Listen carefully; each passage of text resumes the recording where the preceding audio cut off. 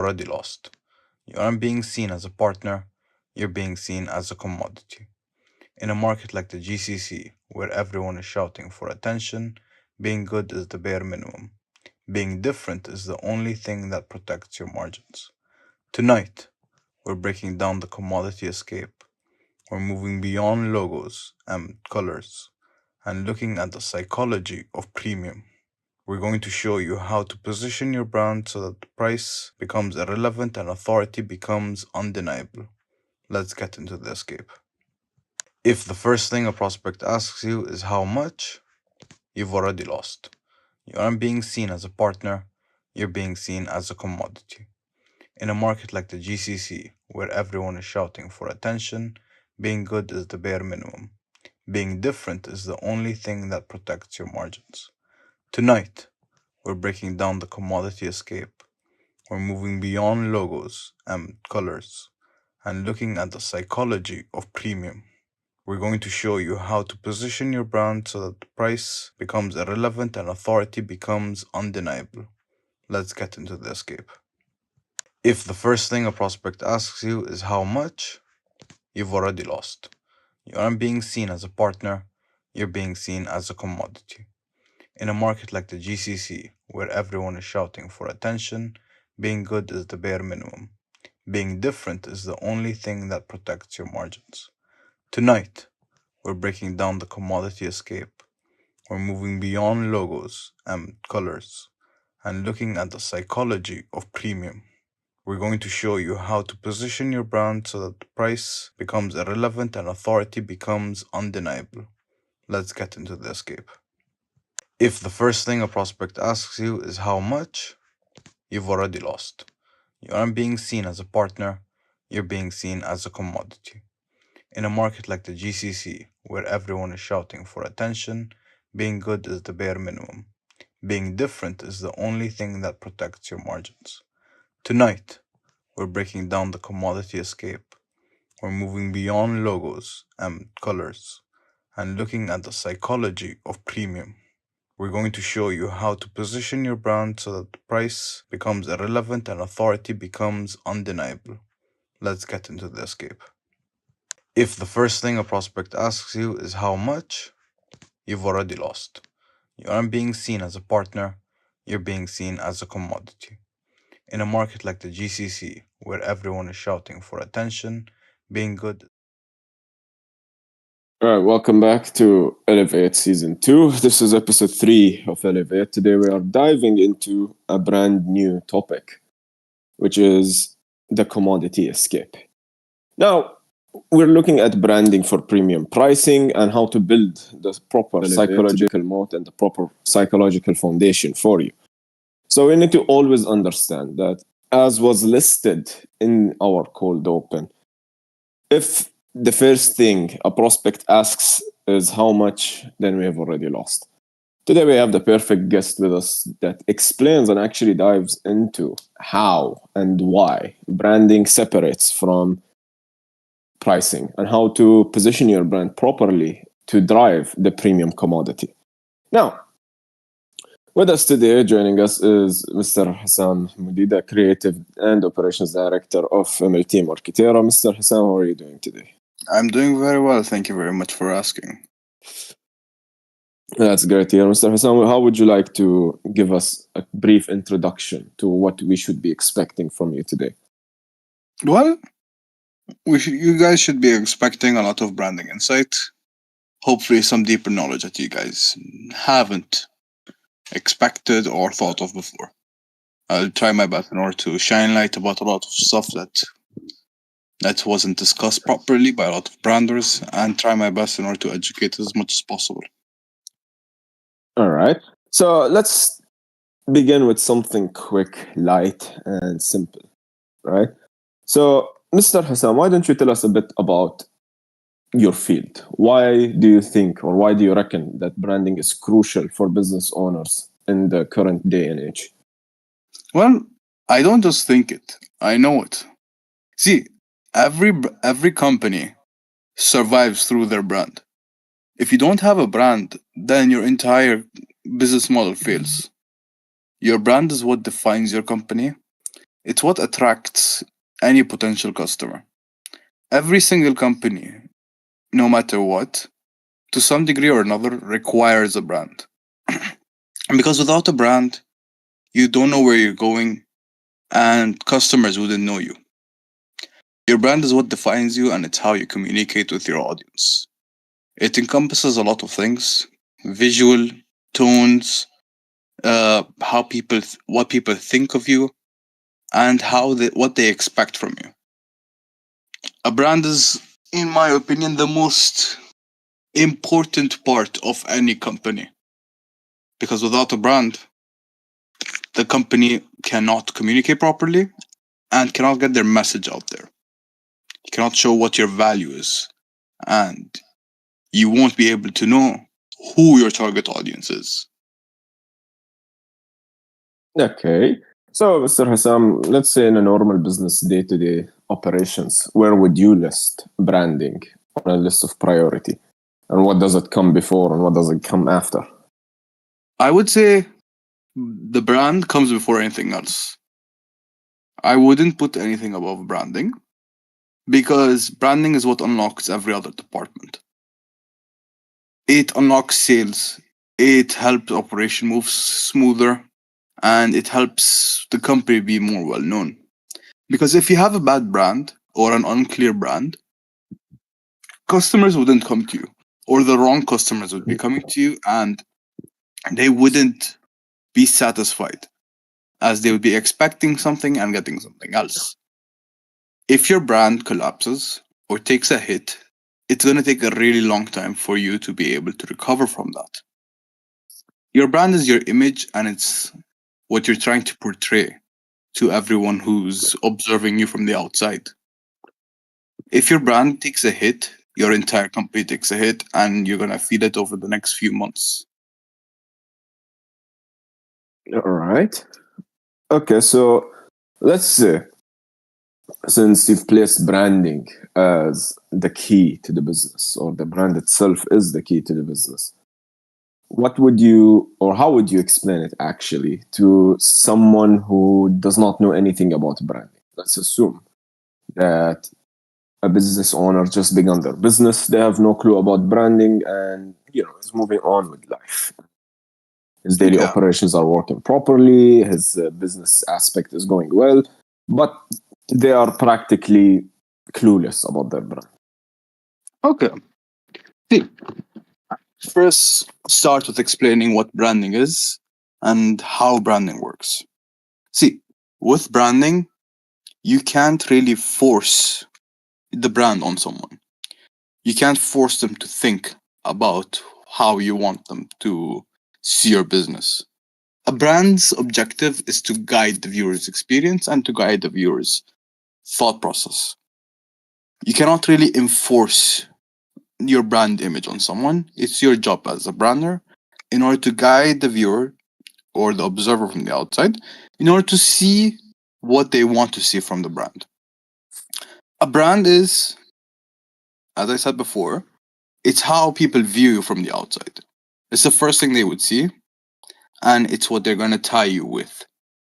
If your brand doesn't exist in the first place, that will cause you in order to have the wrong customers coming to you.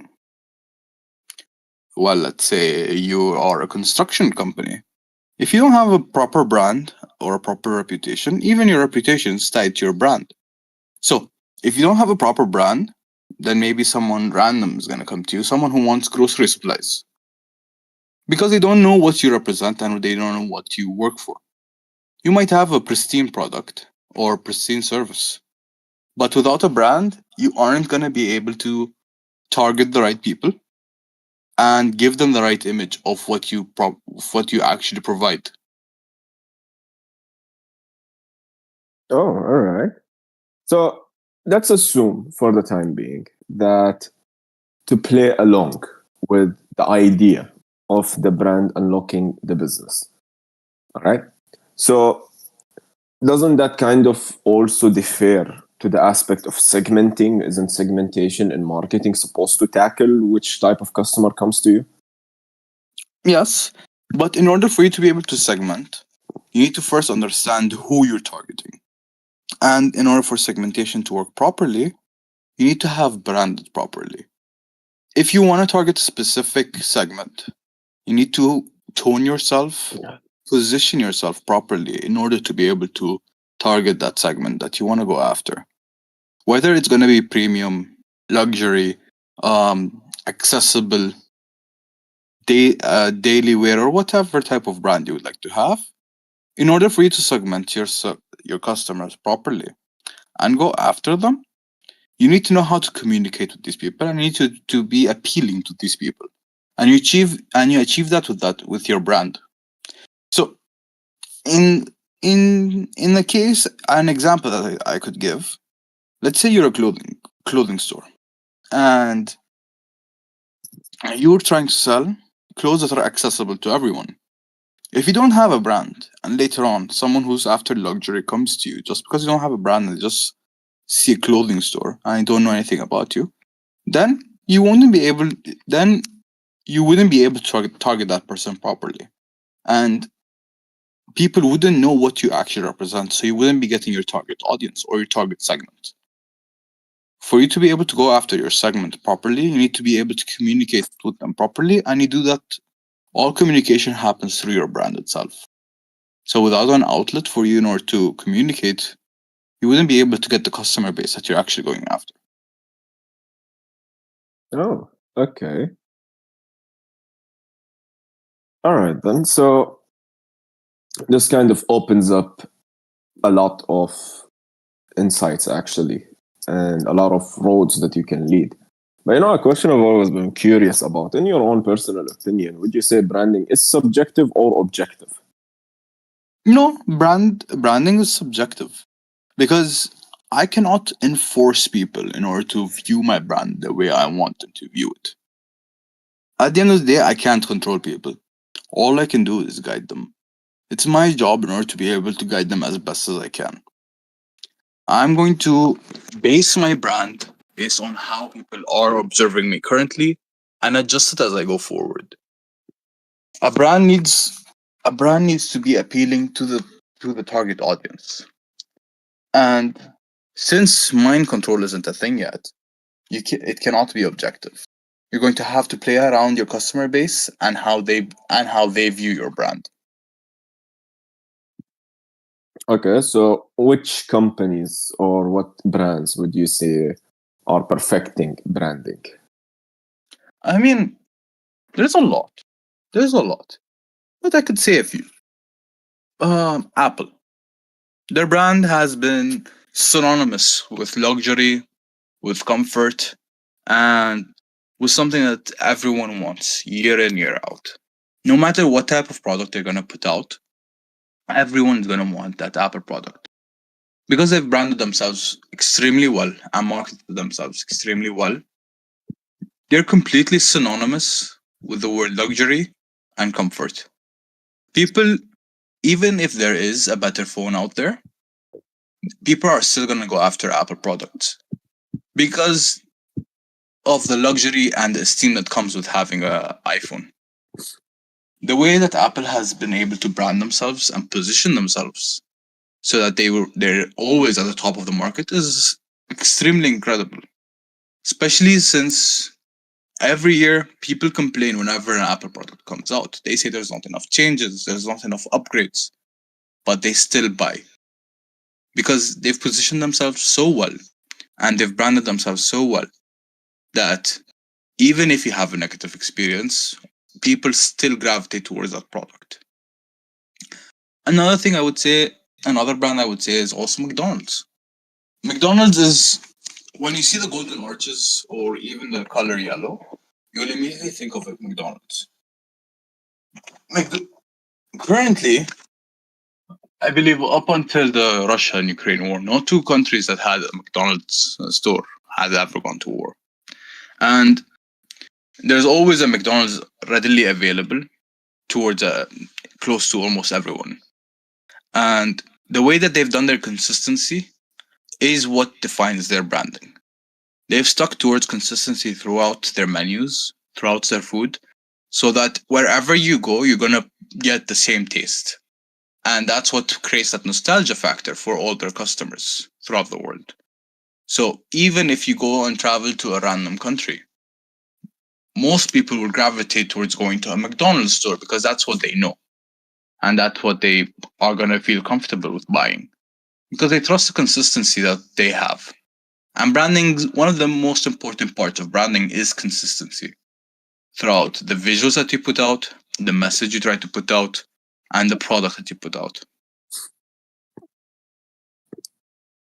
Yeah, but then again, I don't think McDonald's is a good example because it doesn't matter how strong you grow your brand, it's always the publicity behind it that kind of ruins your positioning regardless, no?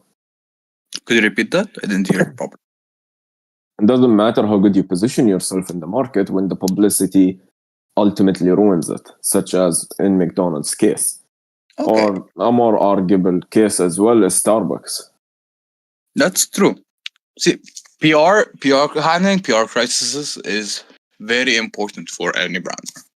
And yes, brands do take hits. And even with the most current hit that McDonald's has taken, still people are coming back to it because of the nostalgia factor that it holds.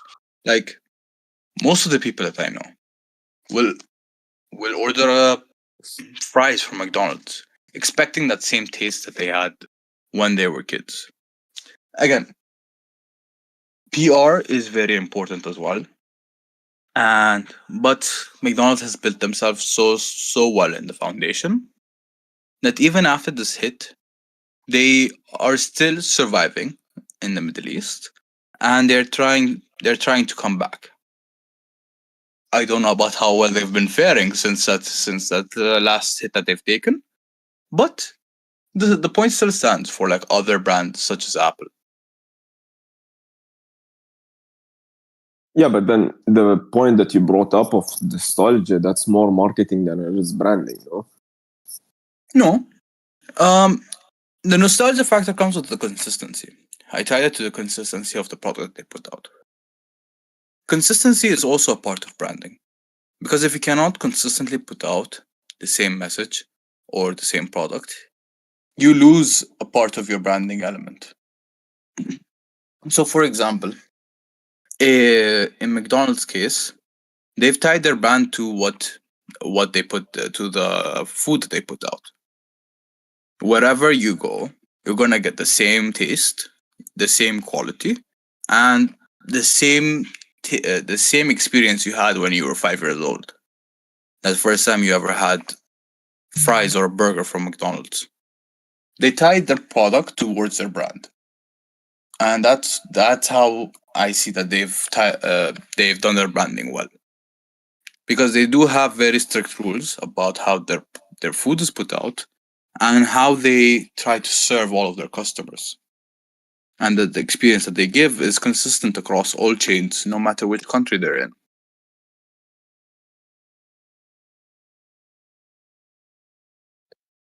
Okay, but in that specific case scenario, though, let's take for an example Apple, since you mentioned Apple. The feeling of premium and luxury is sold through marketing rather than the brand itself. And the feeling that they also sell is comfortability. Keep in mind, a lot of people keep coming back to Apple due to the comfortability that they have.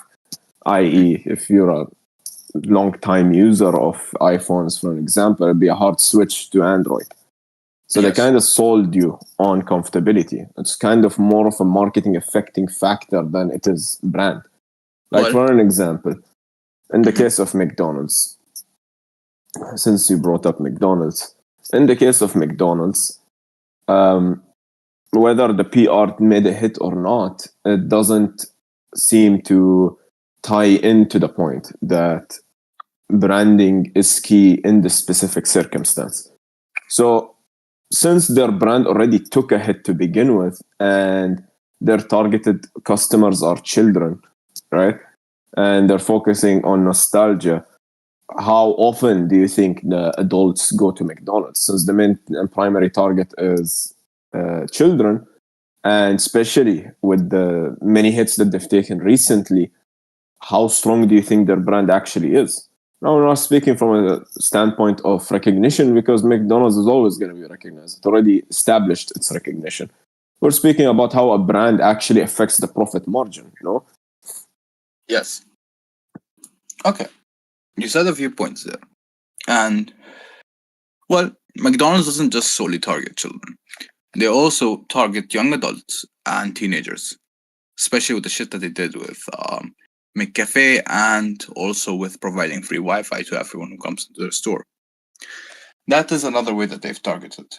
And another point that you said that they did take a hit and that this did affect them, but only affected them in key markets such as the Middle East market, and not completely everywhere in the Middle East market, just in specific areas. Throughout the rest of the world, they're still doing pretty well, and their brand is still holding out strong.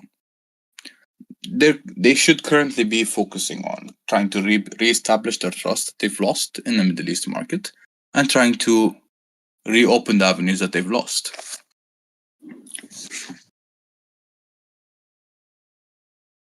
So you are saying that McDonald's survived despite the hits that they've taken. Yes. How come? Okay. Well, McDonald's hasn't pulled out of any of the markets that they've taken hits in, and most of their stores are still open in those countries or regions. Let's say for the GCC, McDonald's is still thriving pretty well there. In some countries, they're thriving even more now. Even though they've taken a hit, it did not completely affect their entire market, and people are still buying from them day in, day out. But in the rest of the world, Europe, Americas, Latin America, and whatnot, they're still doing as well as they used to do. They didn't take any hits in those markets. Yeah, but the data says otherwise, though. McDonald's lost around $7 billion in revenue, actually, since the hit happened. And they've been in a constant decline. Just because you have your restaurant open in a front, that doesn't necessarily reflect the success of the profit margins. Again, I'm not saying that they didn't go out of it unscathed. They did take hits, especially at the beginning of the boycotting movement, and since the issues that happened in Gaza. But after that, up until now, let's say as I was saying, in the GCC, people are still buying from them pretty regularly, and it's been picking back up ever since 2020. People have been buying more and more, and people have been going back for that nostalgia factor that they associate with McDonald's and the comfort and ease of getting food from them. Yeah, but the boycott movement kind of happened back in 2023. That's when it began, and up until this point, 3 years later, or let's call it 2.5 years, since 3 years haven't passed exactly. They've still lost $7 billion since, and that's averaging $3.5 billion per year. And again, this is a very big tank to their profit margins. It does. So the point here being is that you are claiming that the brand is the key to these businesses. However, businesses such as McDonald's, such as Starbucks, such as Burger King, such as KFC, such as Pizza Hut, all of these American corporations took a serious tanking since the movement started, and they had strong foundations in place. Keep in mind, they are still recognized. No one has any doubt about their recognition. However, they still tanked, a massive tank, and a lot of these companies actually have struggled so much to keep up with the PR that they have received, to the point it became no, I wouldn't say uninhabitable, but definitely unprofitable. Many of these companies pulled out of a lot of markets. Like, for an example, in Europe and Turkey, for an example, KFC and Pizza Hut have fully pulled out of Turkey.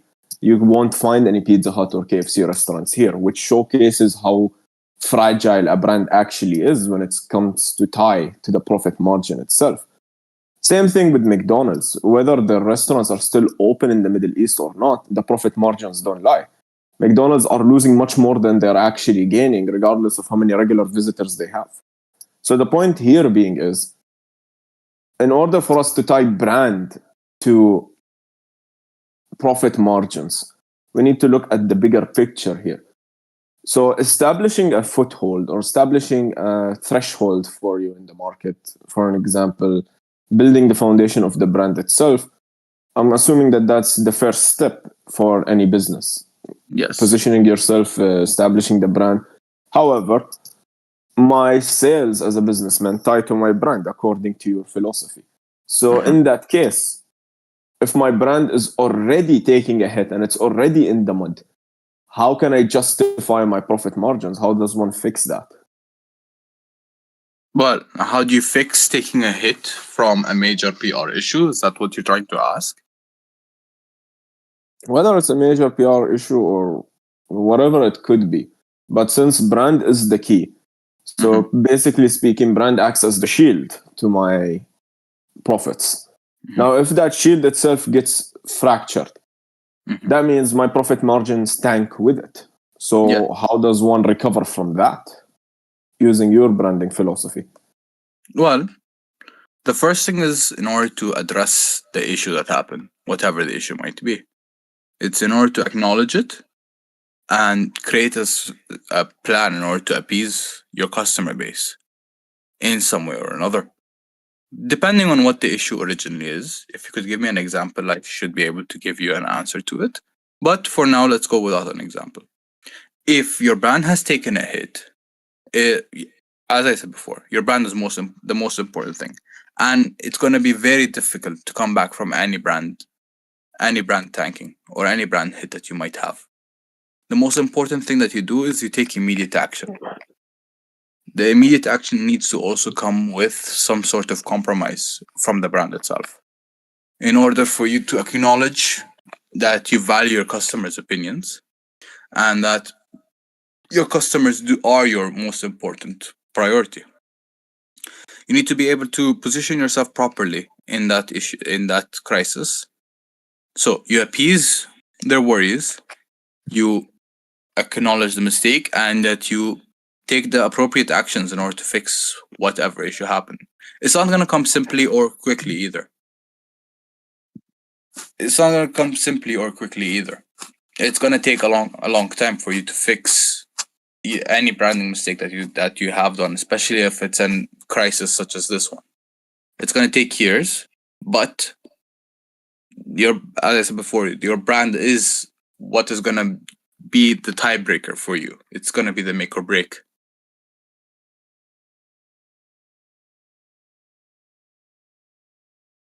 All right. So give me an example then.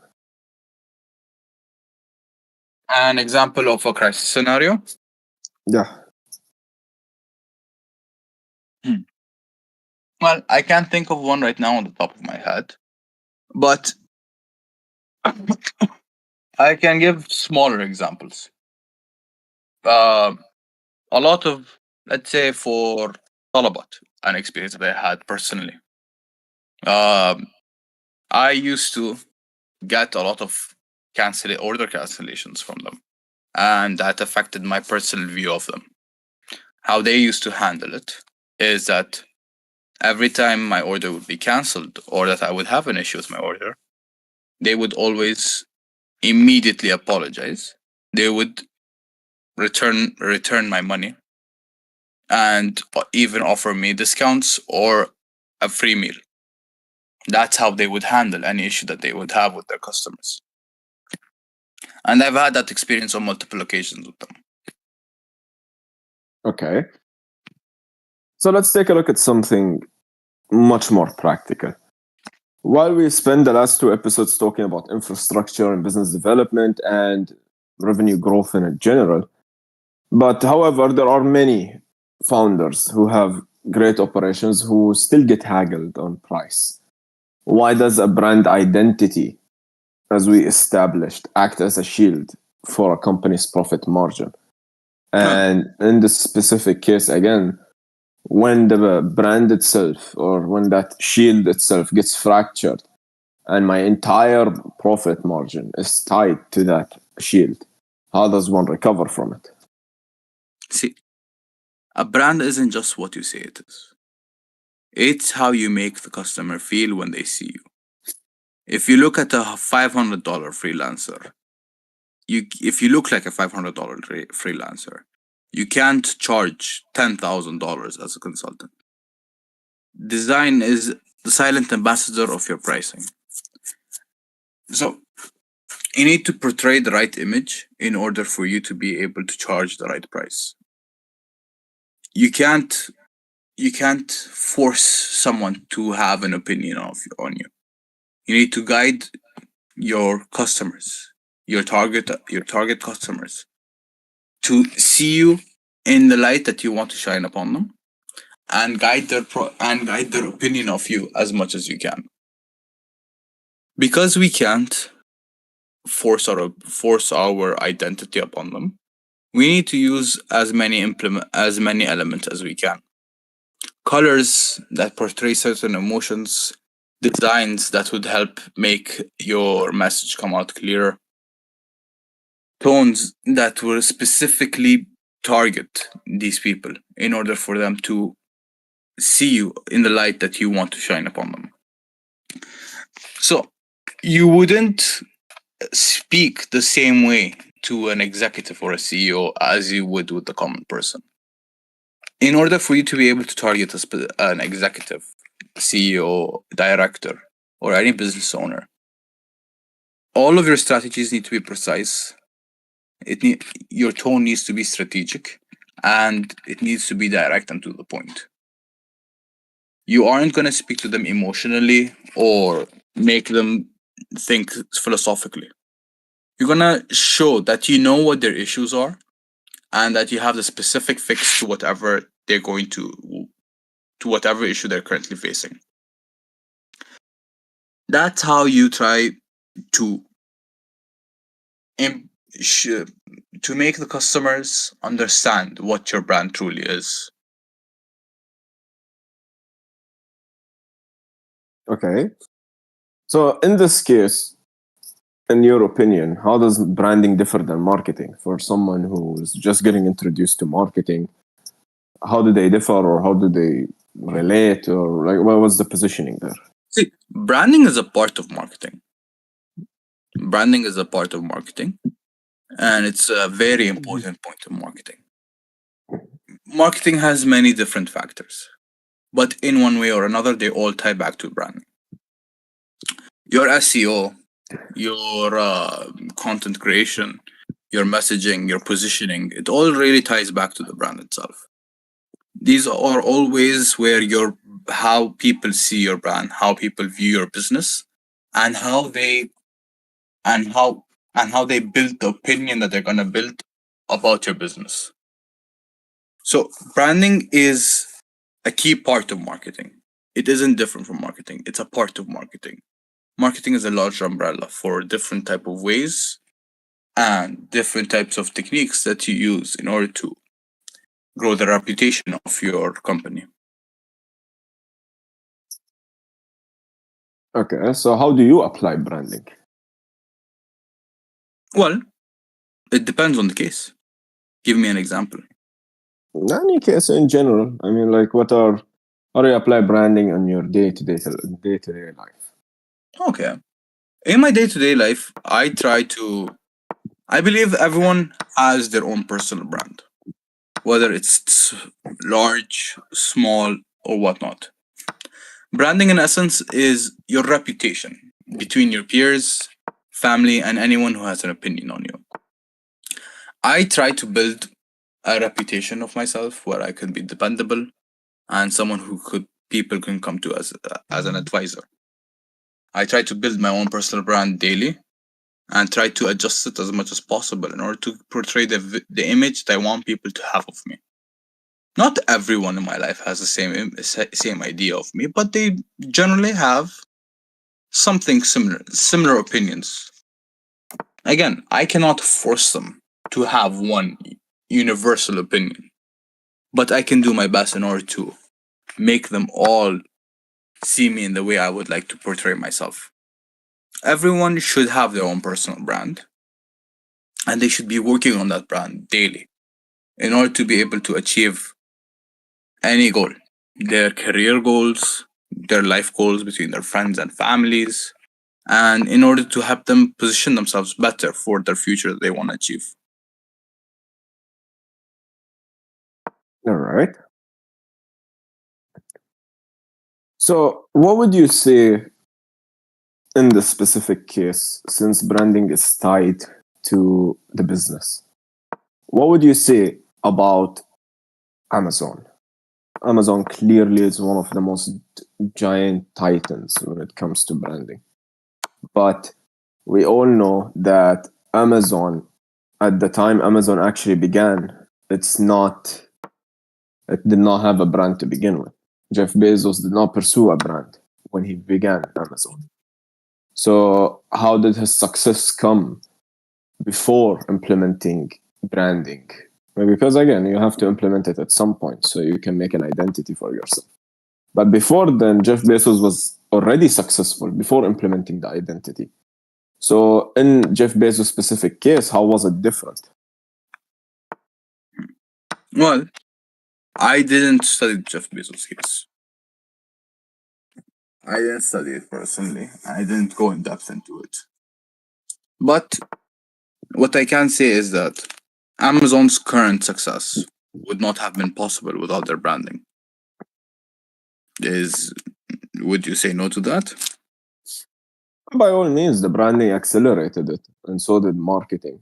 But if we're tying branding to profit margins, Jeff Bezos did not have a brand to begin with. It only later did he implement it to accelerate what was already there. Tell me, what do you think a brand is?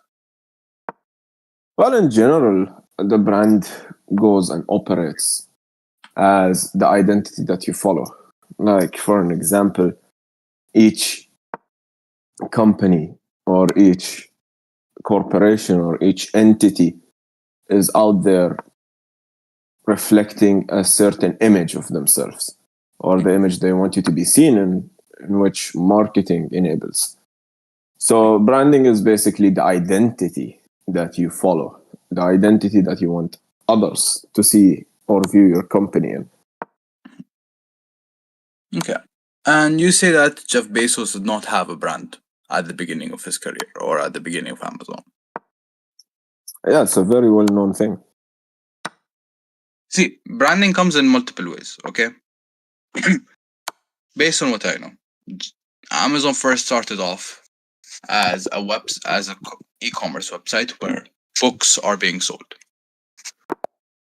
So everything about that website, that original website, is tied towards the brand itself, whether it's called the brand or not. The colors that were used, the images, the way that the UX, the user experience over that website reflects on the brand. It reflected on the reputation that Amazon built at the beginning of their career. You're gonna have a brand whether you like it or not, and whether you approach it normally or irregularly. A brand is mainly the reputation that you have between your customers, your business partners, and the other companies that you work with day to day. A brand isn't just the colors or the logos. It's about a lot of different factors that go into it. Everything reflects upon your brand, such as the consistency of your work, the consistency of your product, the way you speak, and the way people perceive you. Whether you work on it consistently or not, you're going to have a brand, you're going to have a reputation, you're going to have an image in the public sphere.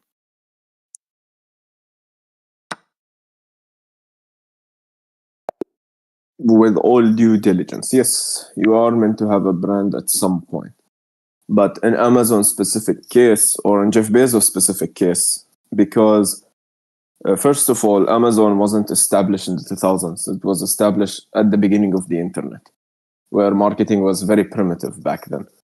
And basically, it was at the stage where marketing was taking the shift from traditional marketing into digital marketing. And digital marketing back then was frowned upon, actually, because of the lack of capabilities that were available for marketing. So in Jeff Bezos' case, and by the way, this was back when Amazon was actually called Cadaver or Cadabra, actually. The original naming for Amazon was supposed to be Relentless. That actually, if you search relentless.com right now, it will redirect you to Amazon. That was the original company's name. And back then, there were no designs for the websites and whatnot. Branding or marketing in general came in the form of traditional, which was how good your store looked, what colors you were using in the store, where the store was the identity.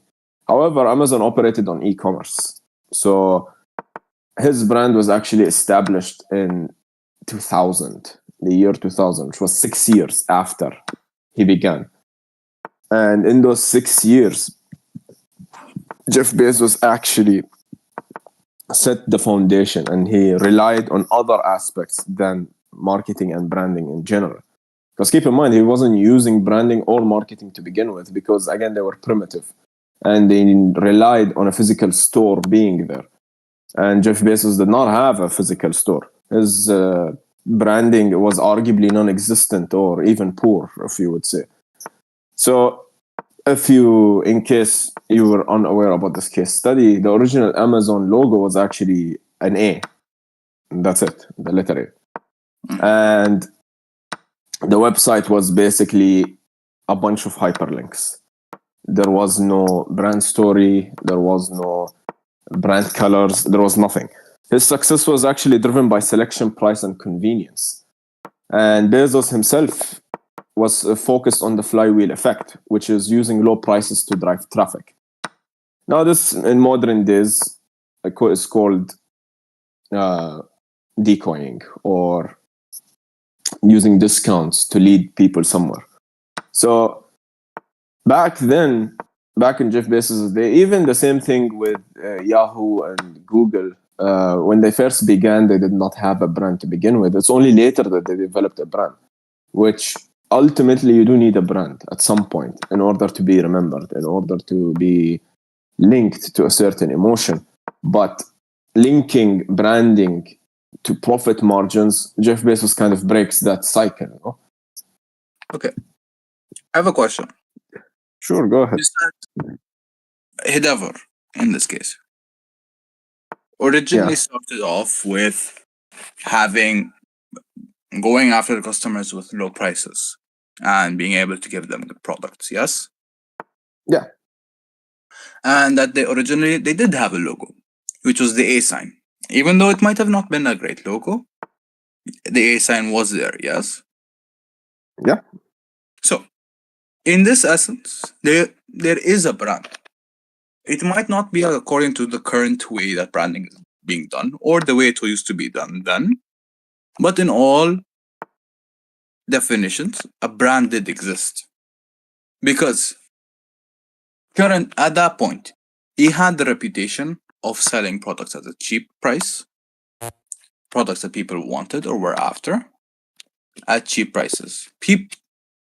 Him being able to position himself in a place and being able to create a reputation of selling products at discounted rate and selling products at good products at discounted rate, that did give him a brand at that point. It might not have been a traditional brand according to that time standard or the current time standard, but overall, it did have the main essences of a brand. People had an opinion on it. The website grew larger because of the opinion that people had on that, and Jeff Bezos stayed consistent throughout those first 6 years on delivering on what he promised. The way he would communicate to his customers was through the products that he would sell and through probably the offers that he would have on his website. Would you not say? Okay.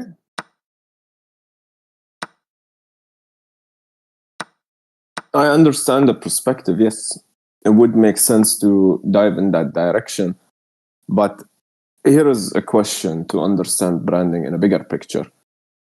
Would you say a company needs a product first or a brand first?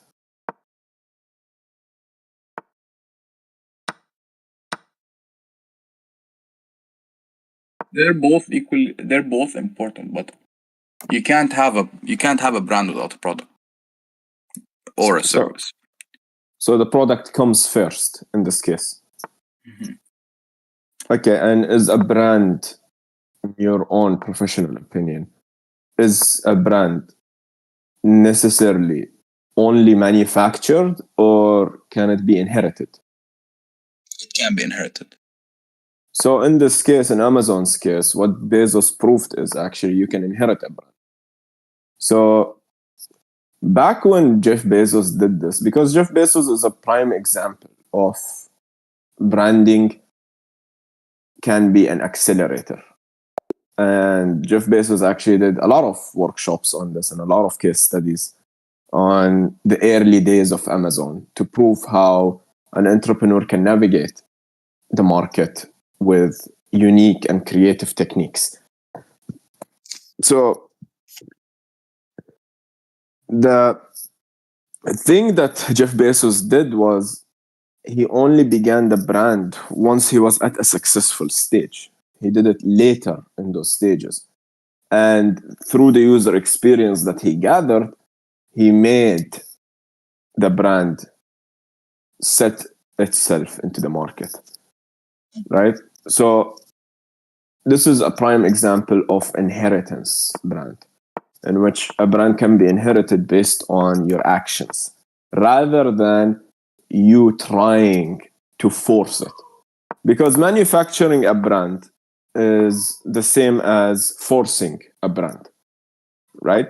Obviously, it's not a bad thing to try to establish yourself from the beginning, but at the same time, which is more effective?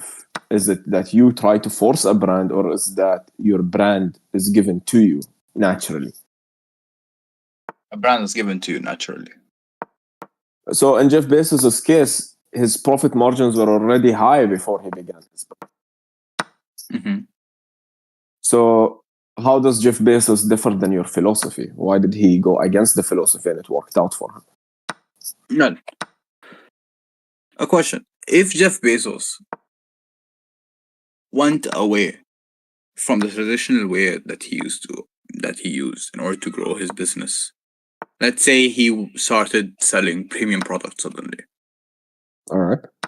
how would that have affected the success that he did, the success that he had?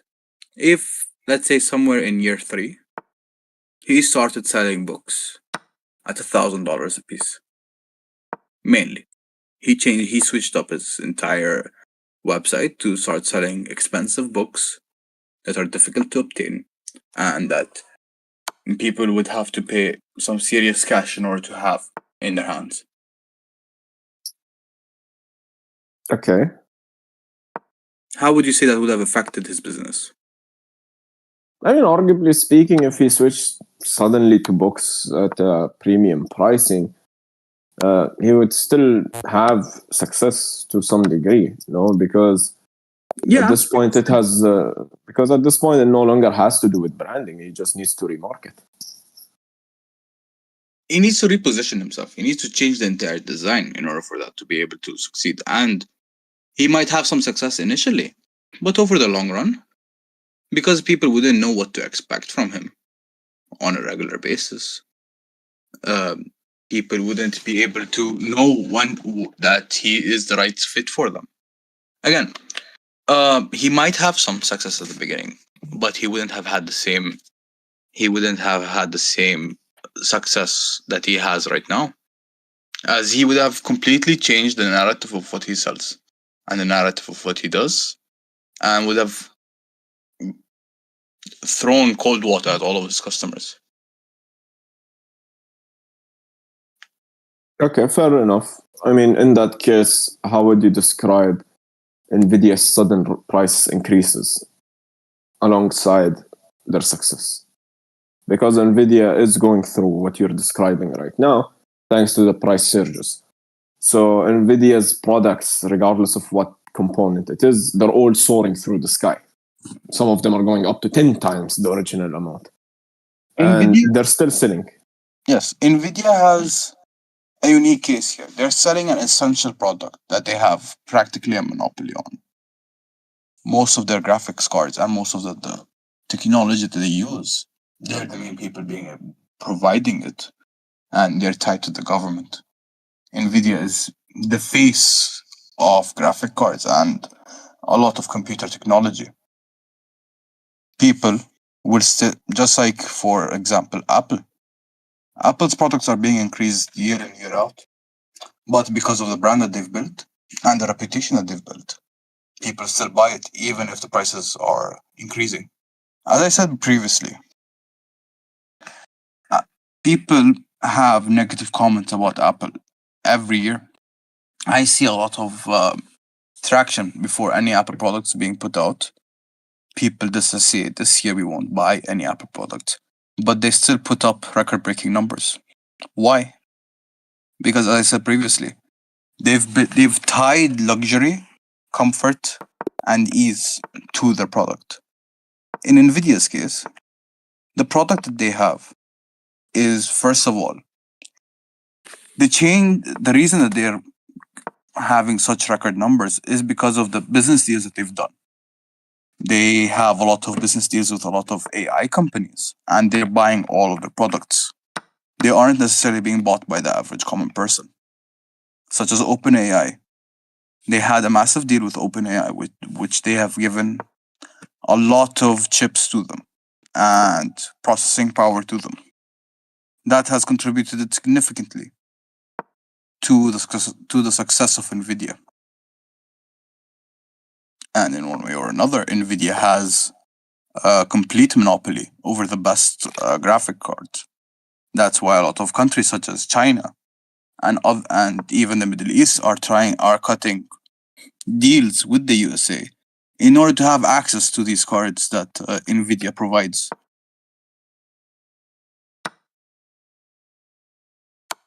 Okay.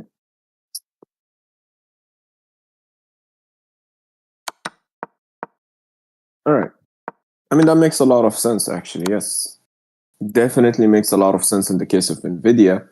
And you can apply the same thing to Apple as well. So let's take a look at your philosophy of branding. What would you say is the most effective brand out there today, in your opinion? Currently, Yes. the first one that comes to mind, as I said before, is Apple. Okay. And what makes their brand unique?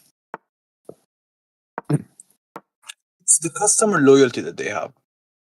It's the fact that almost throughout the past decade, or even maybe longer, that they didn't, because of how strong of a brand they have, they rarely need to market anymore. People market for them.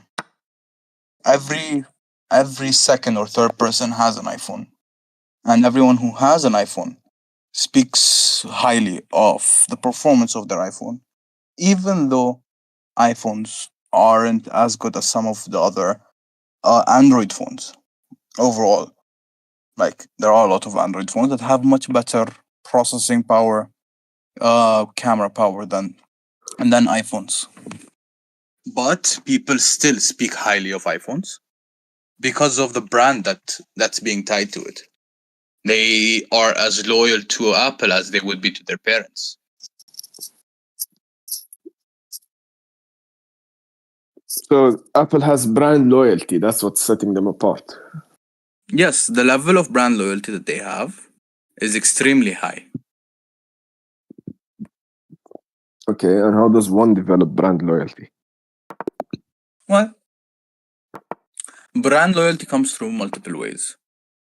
First of all, encouraging your customers in order to review your products, for customers to do marketing for you themselves, and being able to create a connection, with your customers, for them to feel that you're there with them.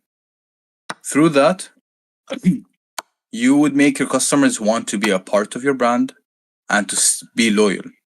If you're able to consistently deliver on what your customers want and make them feel that they're satisfied with the product and with the money that they've spent with you, that's how you create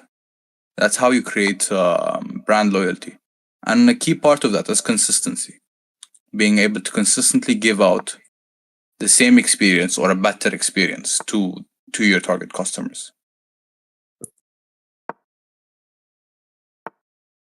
Fantastic. All right.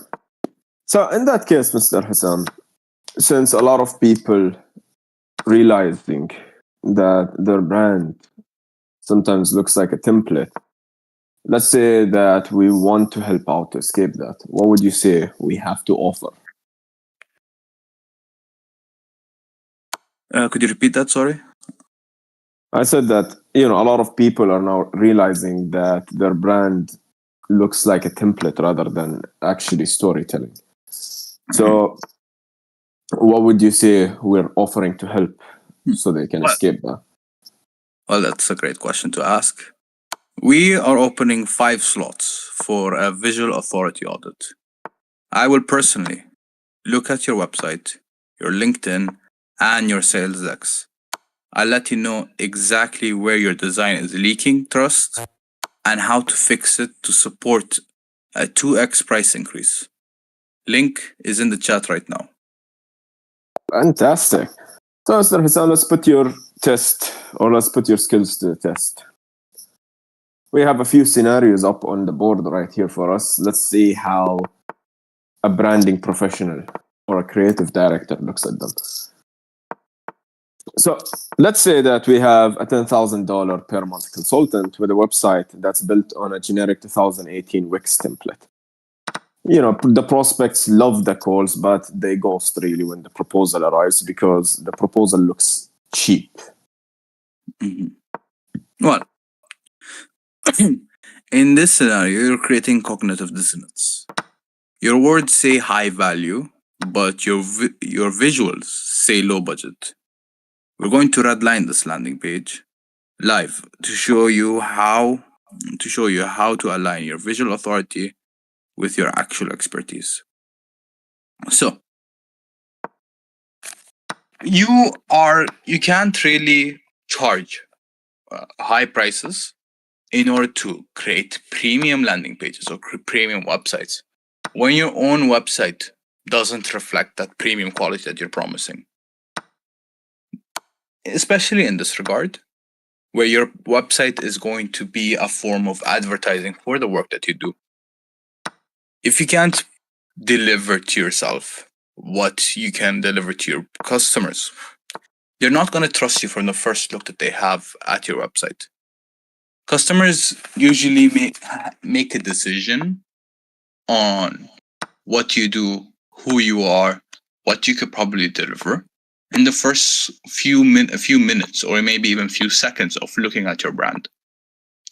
If you aren't able to portray high quality or premium immediately, then customers wouldn't trust you with their websites.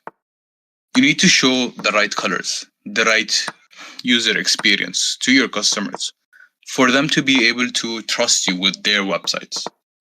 If your website is blocky, if it's difficult to navigate and difficult to understand, a normal businessman isn't going to trust what you say. Even if your skills do actually live up to what you could provide. But if you cannot show that properly and justify your prices before they even ask or know about them, you've already failed. As we said, if a customer comes in and asks you how much immediately, the second they get introduced to you, that's going to show that you've already failed at establishing authority and showing your skills properly. You need to have locked in the customer before the first meeting.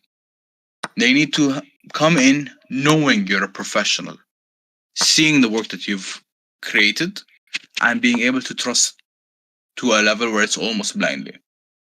If I am gonna trust my website to, let's say in this example, a freelancer.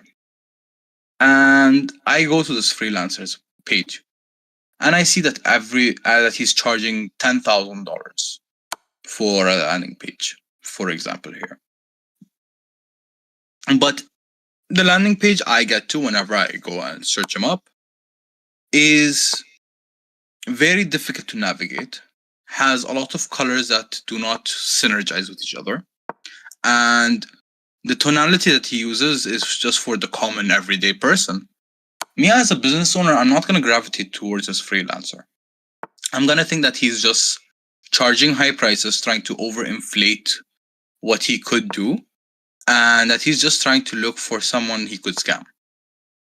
It would immediately look to me as a scam product or a scam service, because I cannot trust this person within the first minute of looking at what he provides. The image that you're able to portray is going to define how you will be able to price yourself properly in the market that you're in. Fantastic. All right. Let's take another scenario. Let's say we have a B2B agency in a crowded market, and they look exactly like all of their competitors. And their website says we provide quality service and we put customers first. Is this generic? Like, what are we doing here? What's the fix looking like? You are a commodity at this point.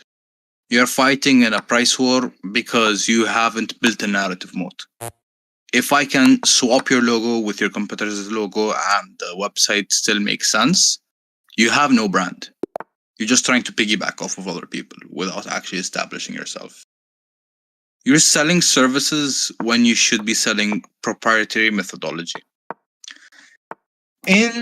Especially in competitive markets, you need to differentiate yourself properly from your competitors. You need to show your own uniqueness. You can't just go and say, I have services and I can solve problems. You need to identify who your target audience is. Let's say, for an example, e-commerce websites. You need to show e-commerce websites, owners of these e-commerce websites, that you understand that the common issue that they usually face. What is it? You need to show that you can properly identify it by listing out the services that you actually provide and how these services specifically fix the issues with their revenue gaps, with their reputation, or even with their customer experience throughout their website or throughout the journey that they have whenever they get introduced to the website. Being able to strategically pinpoint the customer's issue and show the exact fix that you provide is a key way for you to stand out from your other competitors in a busy market where there's a lot of noise.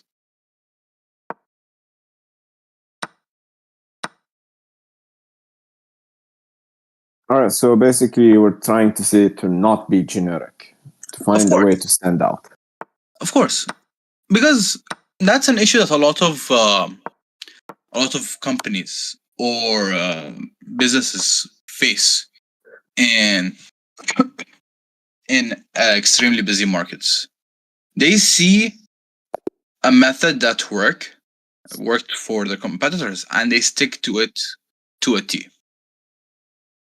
I'm not going against copying a competitor, but you need to also add in your own unique elements to it. Define yourself properly. Use the winning methods that your competitors had. That's a good way for you to be able to start, but it's not going to be viable in the long run. You need to take what your competitors had and use it to your own advantage and show how you differentiate yourself from those competitors. Being generic isn't going to be able to allow you to thrive or grow. The most you could probably hope for is to stagnate and not go below the break-even point. Fantastic insight. Thank you, Mr. Hassan. Okay, so let's take one last scenario and see how branding reshapes this. Let's say that we have an e-commerce or product-led business transitioning into a premium space. They have high-quality products, but a clunky checkout process, inconsistent email formatting, and an Instagram that basically is rarely used. Okay.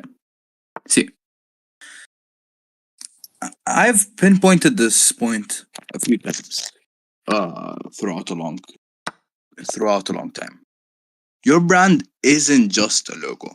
It's the friction your customers feel. If your high ticket product comes with a low budget experience, your LTV, lifetime value, will greater. You're leaking revenue at a post purchase phase because your brand isn't carried through to the operation. Your brand is the entire experience that the customer has with you. It isn't just gonna end at the tonality, at the visuals. No, your brand is a key part of your reputation. Reputation is a key part of your brand. Okay, if a customer has a terrible experience, a terrible customer journey, going through your website, going to buy a product from you, or getting a service from you, that's going to extremely negatively affect your business. As I said previously with the Talabot example, if when my orders were cancelled, I was completely ignored. I never got my refund. There was no communication between me and the support team. I would have probably never used Talabot ever again in my life. But because they had that fast response, they had that fix for me, and they compensated me for the inconvenience that I went through, that made me a loyal user of Talabot during my time in the UAE. Affect shaping your customer journey in order to reflect the brand that you currently possess and portray is another key point that you need to keep in mind whenever you try to develop any operations or systems for your business. Fantastic. Very well then, Mr. Hassan. Let's step away from the corporate side of things and let's step down into the current theme that we are currently going through, which is Ramadan. So, Mr. Hassan, how do we build a premium brand without falling into the trap of kibr or arrogance? Hmm. Arrogance is a really big issue that some people do face. See, in this scenario, you need to focus on ihsan, perfection in work. Creating a beautiful, high quality brand is an act of honoring the client and the work itself. It's about dignity and excellence, not vanity. You need to make sure that every product that you try to put out meets the standards that you have set for yourself and that the customer expects from you. And you need to go into it with a humble mind and a humble body.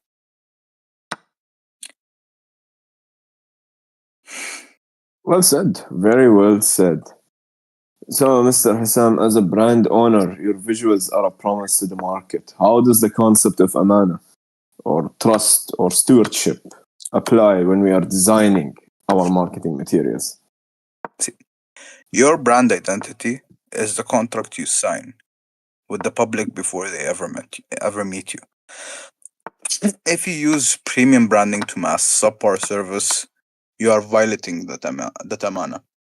Branding for premium pricing only works if it is an honest reflection of the sidq, truthfulness of your operations. We don't build moats to hide. We build them to protect the integrity of the value that we provide to our customers. Very well said.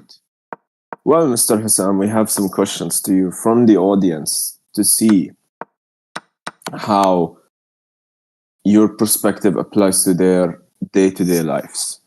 So we have the first question coming in, Mr. Hassam, and it is, how do you, as a creative director, shape the vision of a multi-marketer? Well, I try. Well, I don't just try. I do actually. I do. I make sure that every element of MLT Marketera is in line with the brand that we've set out since the beginning. We portray luxury, we portray excellence in our work, and we portray the top that you could get in the GCC. I make sure that every single visual or message that's put out is in line with our brand and reflects properly about the level of service and the level of expectation that's set upon us by our customers, past or present, so that we would be able to give a consistent service and have consistent satisfaction with all of our customers. All right. So what would you say is, in this case, your touch on the Marketera brand that made it unique or different? Well, my touch here, see, when Marketera first started out, it was your idea. And it's been a pleasure being on this ride. It has been enjoyable and extremely fruitful for myself and my career. The touch that I try to add towards MLT Marketera is ensuring the humbleness and the humanity that we try to show or incorporate in every message and in every visual that we try to provide. I make sure that Marketera isn't just fancy words and large promises that are blindly being thrown out. I make sure that Marketera is accessible to every potential customer and that's always humble and humane and sounds human. Well, I do attest to that, that's for sure. So the last question we have from the audience, Mr. Hassan, it's a very interesting question actually, which is, how does the creative director's creativity fulfill the executive director's marketing? See,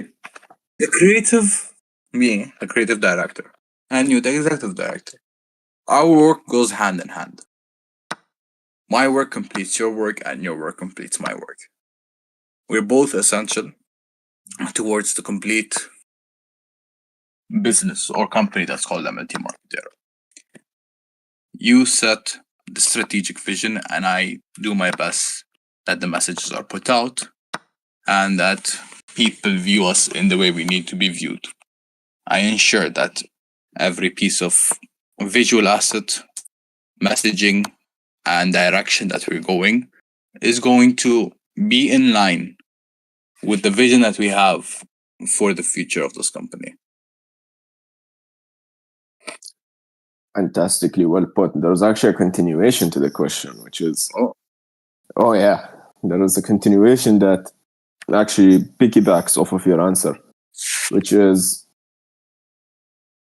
how did your career differ since MLT Marketera began and with the interference of Abdurrahman in this case, which is me? Mm-hmm. Well, I had a completely different outlook on my career originally. I was like many, go to uni, get a degree, find a job, work 9 to 5. But since MLT has come about in my life, it has given me an avenue or a road path towards achieving the dream that I've always set for myself and that I believe everyone has for themselves, which is financial independence. Being able to reach a point where I am not reliant on the next paycheck in order for me to sit comfortably and in order for me to be able to provide for my family and friends while sitting at home comfortably and being proud of the work that I've achieved. MLT Marketera has been a great learning experience for me, and every single creative output that I've been able to provide to our customers has been a pleasure, and it has helped me improve as a person. And having Abdurrahman there in order to help me, guide me, and improve my vision for the future has been a great pleasure. Well, let's piggyback off of that. What are the lessons that you learned throughout this journey?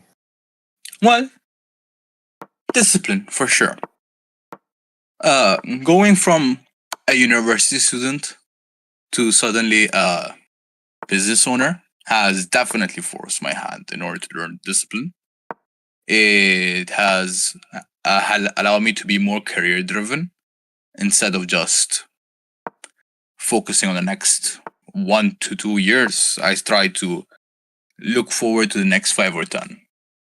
Everyone tries to keep that in mind, but it's different once you actually start applying, working, and improving upon yourself.